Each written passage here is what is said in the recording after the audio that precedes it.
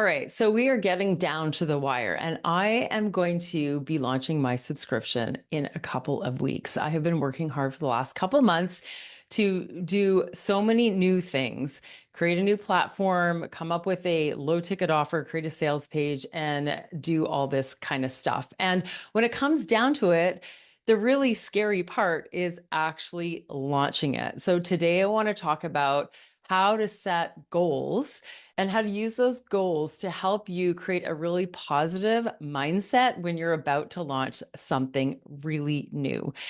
So, one of the hardest things to do when we decide to launch a new product into the world or a new business or anything like that is we get really super excited, right? Like we're in vision phase and we're like, wow, this is going to be the best thing ever. We don't see anyone else doing it, or we see other people doing it, but in different ways. And we just feel so confident that the world really needs what we are putting out there. And we are often not wrong.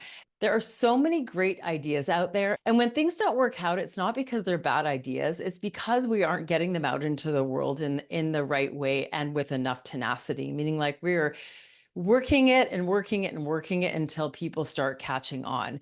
So there are a few things there, and I've covered a lot in this series to help you with all those other aspects of how to create an irresistible subscription offer.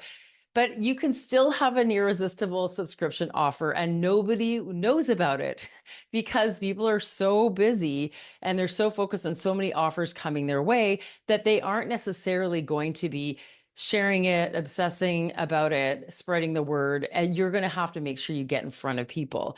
And it can get us a little down when we aren't seeing the traction, but we have to remember that if we're not putting ourselves out there and we're not getting seen, then we are not failing or anything. We're just not getting that out there. We really have to have a balanced mindset based on the reality of the situation. So, in a perfect world, you're launching a subscription in an area of your business that you've already got some traction in. You already have a bit of a following, other products or services, and a list. So, you can launch to this list. And you can do so by letting people know in advance, like I'm going to be today, that there's a wait list open. And I am announcing today that the wait list for the ADHDish toolbox is open. So you can go on over to ADHDish.com and sign up for the wait list for this new subscription that I'm offering to help women with ADHD, or even might even just think they have it, develop more self-awareness, self-acceptance, and take valuable action towards goals that will really have a positive impact on their life. So that is my announcement, but that's something that you can do with your list. You can let them know about 2 to 3 weeks in advance that you have this coming. And what that does is two things. One, it gives you an idea of how many people are interested in what you're offering, because they will want to get on that wait list so that they are making sure that they don't miss it when you launch it. So that does that. And it also allows you to have some assurance that you've got people who are interested, and that volume of people are the ones who are more likely to buy. And it gives you some idea of how to set goals. So if you have, say, 100 people on your wait list, you might have, especially for a low ticket subscription, 10 to 20 who try it out. I mean, that is just a ballpark. It's really hard to predict, but it's just gives you an idea of how fewer people who will join something. Wait lists are interesting. It doesn't mean that everyone who's on a wait list will join. They will still look at the offer, reflect on their life and what they need right now, and decide whether or not to join. And that's okay. It's the numbers are a lot lower than we think, which means we have to get in front of a higher amount of people than we realize. So the wait list will just give you some idea of who's actually kind of paying attention and kind of waiting in the wings for this thing to become live. And then you will get some sales from there. You will also get sales from the rest of the people on your list and in your audiences, even if they aren't on your wait list. But it's just nice to give yourself some reassurance that there are people who are putting their hand up to say, oh, I want to learn more. Now, we do this especially in a launch where we don't have a launch event. We don't have a webinar or a challenge or some live event that people are signing up for. The waitlist is just that one step closer to learning about what you're offering. And it just gives you that sense of who and how many people are taking one step forward towards buying your product. So that just helps you gauge a little bit more how the launch is going to go. So that's in that perfect scenario. But then there's also the scenario like me where I don't really have a list for this. Right now, I have very few people who have shown interest in this because I haven't been promoting it directly, because I do have another brand and I do have other services that I've been promoting under the same brand. So while I'm going to kick it up into gear like now, I'm also going to be trying to build this list from scratch. And I'm giving myself from now until the end of January, so that's about 6 weeks, to grow that, because my founding members launch is going to be open through the end of January. And that makes a lot of sense in this case, because the bonus that people get won't be available in the same way starting February. So that's why my launch is going to be a bit open. So I'm giving myself more time to keep spreading the word and getting it out there. But what I'm going to be doing instead is running some ads to a lead magnet and then building up that list so that then I can let them know about the wait list, and also just go direct to sales when the subscription is ready for purchase.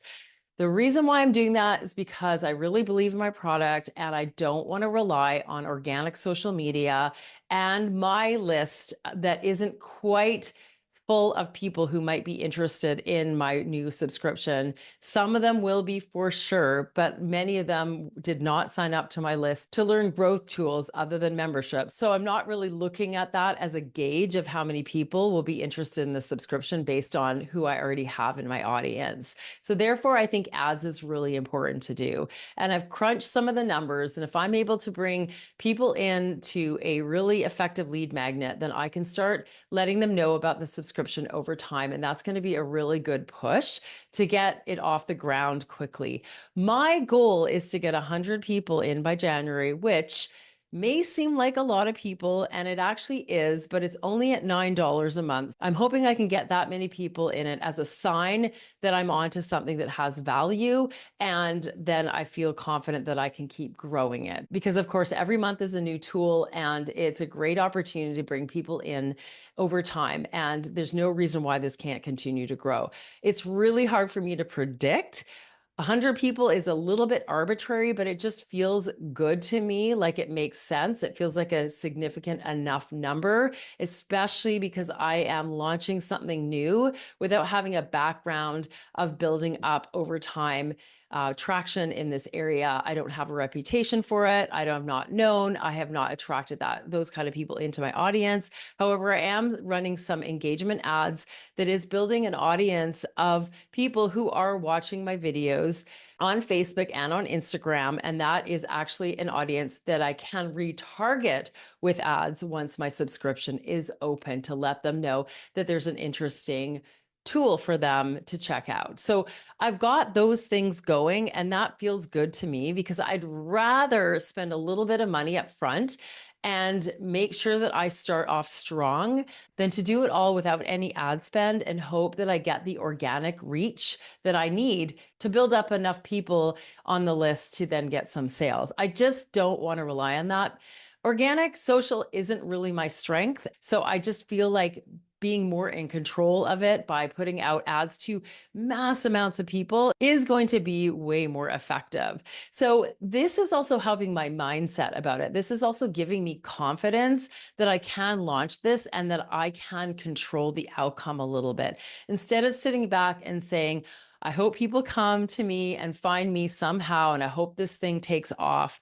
I am going to do what I can to crunch the numbers to make sure that I am setting it up for success right from the get-go by pushing traffic to it and guaranteeing that I'm going to get some sales. So now I need to ask, does being ADHD-ish resonate with you? If so, please come on over to ADHDish.com and get on the wait list so you can get the chance to be a founding member of my new subscription, which I'm very excited to bring to the world and help you get to where you want to go faster without a lot of hustle, so that you can be happy and fulfilled and doing more of what you love in the world.